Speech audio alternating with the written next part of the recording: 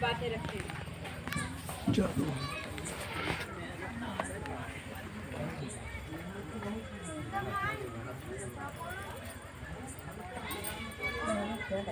सर्वप्रथम करुणा के सागर तथागत बुद्ध को नमन वंदन और संतों में संत रविदास साहब, संत कबीर साहब को नमन वंदन और इस देश का, भारत देश का संविधान लिखने वाले बाबा डॉक्टर भीमराव अम्बेडकर को नमन वंदन।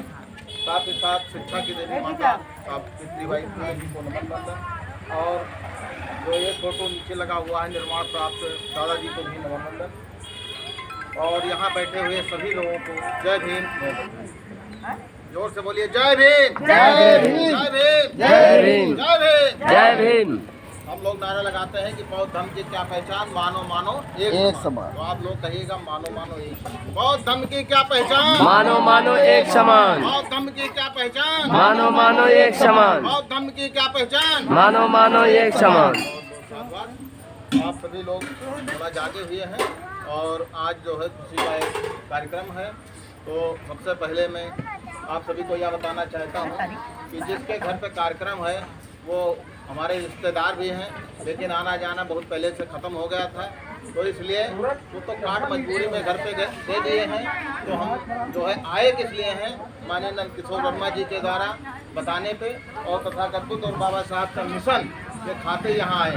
और बाकी हमारे पिताजी भी इस घर पे आते थे बराबर, हम लोग छोटे छोटे थे, लेकिन आज जो आए हैं तो ये बौद्ध का कार्यक्रम के अंतर्गत अपनी बच्ची को लेकर के वो आए हुए हैं और माननीय राम केवल जी ने इस कार्यक्रम को शुरू किया है, इसके लिए उनको बहुत बहुत साधुवाद। और इस कार्यक्रम को अब लगातार आप लोग अपने क्षेत्र में जो भी लोग जान गए हैं वो लोग करिए, क्योंकि इसमें अंधविश्वास और पाखंडवाद नाम की चीज है। हेलो, अभी हमारे जितने भी बड़े नेताओं ने इस बात को रखा है कि आप लोग अंधविश्वास और पाखंडवाद छोड़िए। हेलो, ठीक है, अच्छी बात है, यहाँ पे जो है पुरुष नहीं है, यहाँ के कोई बात नहीं, लेकिन अंधविश्वास और पाखंडवाद सबसे ज़्यादा महिलाएं ही छोड़ती हैं। इसलिए जो महिलाएं बैठी हैं ये बहुत बहुत साधुवाद की पात्र हैं और बहुत ही अच्छा है जो इस कार्यक्रम को जो है आप लोग सुन रहे हैं और समझ रहे हैं। और आगे से बाबा साहब और तथागत बुद्ध की जो है फोटो अपने घर में लगाइए। घर में जब लगाएंगे तो बच्चा पूछेगा कि ये कौन है, तब आप बताएंगे, और जब तक साथ वाला फोटो लगेगा तब वो पूछेगा, तब आप नहीं बता पाएंगे, क्योंकि उसके विषय में भी आप लोगों को पता नहीं है। यही अंधविश्वास और पाखंडवाद। तो अब जो है सभी वक्ताओं ने बहुत अच्छे तरीके से आप लोगों को बता दिया है और मैं ज़्यादा समय न लेते हुए 2 लाइनों के साथ अपनी वाणी को विराम दूंगा। जिनके द्वारा हक और अधिकार सम्मान मिला है, बाबा साहब डॉक्टर भीमराव अम्बेडकर। नमन है तुम्हें संविधान लिखने वाले, नमन है तुम्हें संविधान लिखने वाले, दुनिया को जीने की दिशा देने वाले, दुनिया को जीने की दिशा देने वाले, नमन है तुम्हें संविधान लिखने वाले, नमन है तुम्हें संविधान लिखने वाले। आप लोग यह बताइए कि जब आपके बेटे की तबीयत खराब हो जाए तो कहाँ जाते हैं? अस्पताल जाते हैं कि मंदिर जाते हैं? डॉक्टर के यहाँ जाते हैं। तो अगर हमारा इलाज जो है मंदिर में हो जाता तो डॉक्टर के यहाँ जाने की क्या जरूरत है? तो बाबा साहब अम्बेडकर ने जो हक और अधिकार हमको दिया है, उनके बेटे की मरण सन अवस्था थी और हम लोगों के कुर्सी पर बैठने का जो अधिकार दिया, उसके खातिर वो लंदन चले जाते हैं। जब लंदन चले जाते हैं तो वहाँ बेटे की उनकी मौत हो जाती है।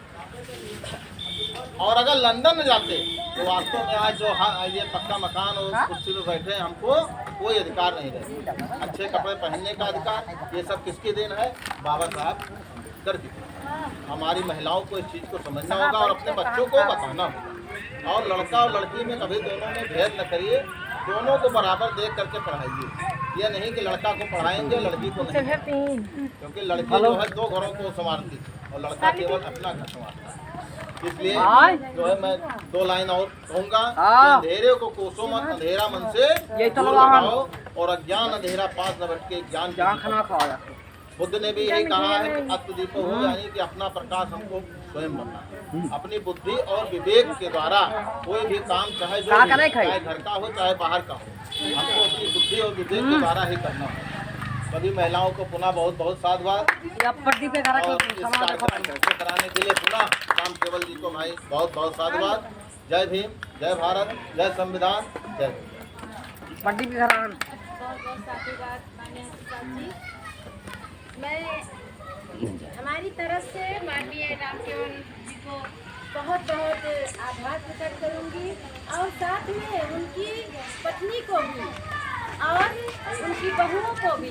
अगर वो लोग साथ न देती तो माननीय राम केवल जी ये कार्यक्रम न करा पाते। इसीलिए सभी लोग बहुत ही आभार के पात्र हैं और मैं नववधु को ये आशा करती हूँ कि वो भी इन बातों को सुने और समझे। अगर पढ़ी लिखी